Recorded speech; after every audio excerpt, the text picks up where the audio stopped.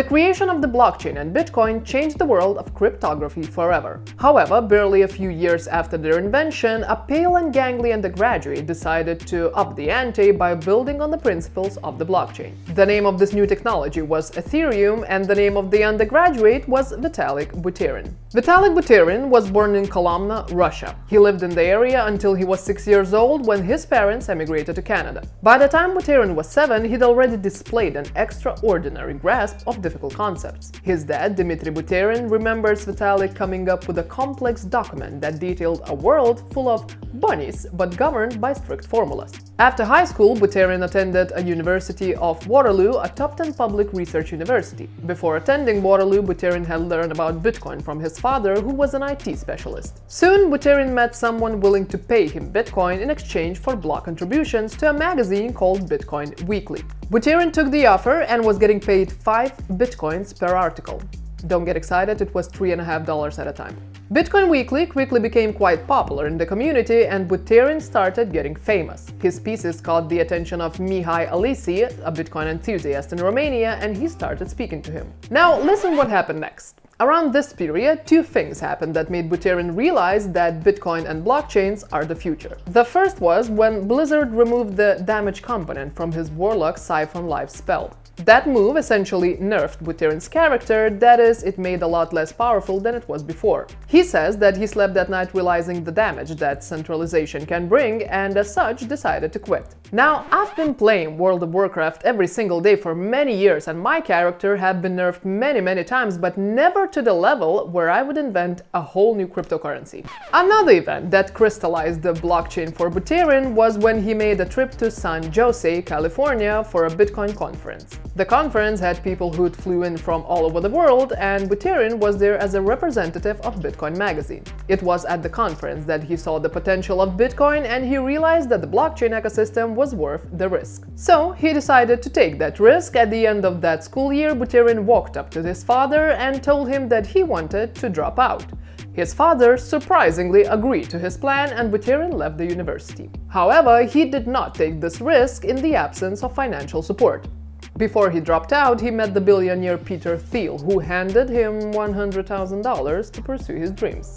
Buterin spent the next year traveling and writing about blockchain. He met people who were just as dedicated as he was to innovation in the blockchain community. By the time Buterin got back home to Toronto, a kernel of an idea was already building in his mind. The blockchain, he reasoned, didn't only have to be a ledger for currency. It could be a ledger for stocks, deeds, images, and anything that could be owned. At first, Buterin argued that the Bitcoin chain should be developed to have these capabilities. However, the chain needed a scripting language for this. When he failed to gain agreement for these drastic changes to the chain, he decided the only way forward was to develop another platform that had a more general-purpose scripting language. That new platform would go on to be called Ethereum.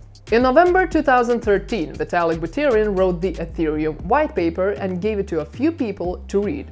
This small group of people gave it to a few others. Before long, 30 people reached out to Buterin to talk about the project. Over the next month or so, Buterin assembled his team and they began intensely coding the Ethereum chain.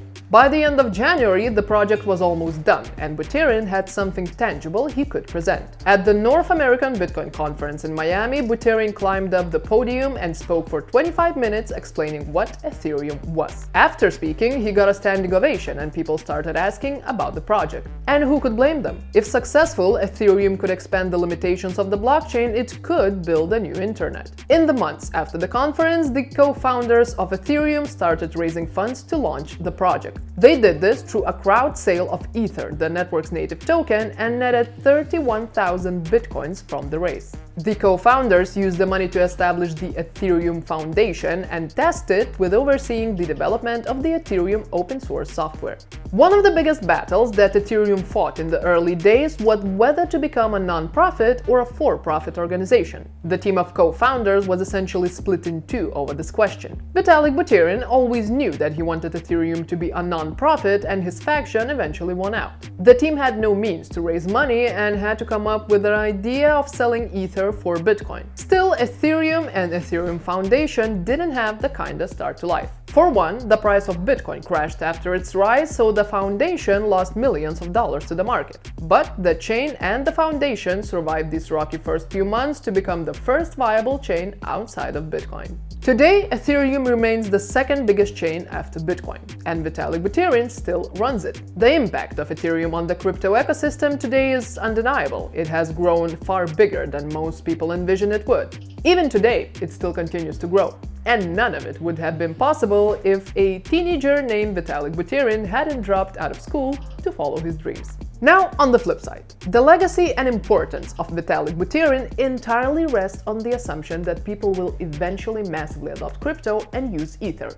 That is yet to happen. Buterin, and indeed the entire crypto industry, is still very young. A newer and better disruptor could render Ethereum useless in time. But for now, Ethereum is one of the most popular blockchains in the world, and it is the engine for many Web3 projects. That's why it's important to know about it and the man driving the innovation behind it. Thanks for watching, and I'll see you next week.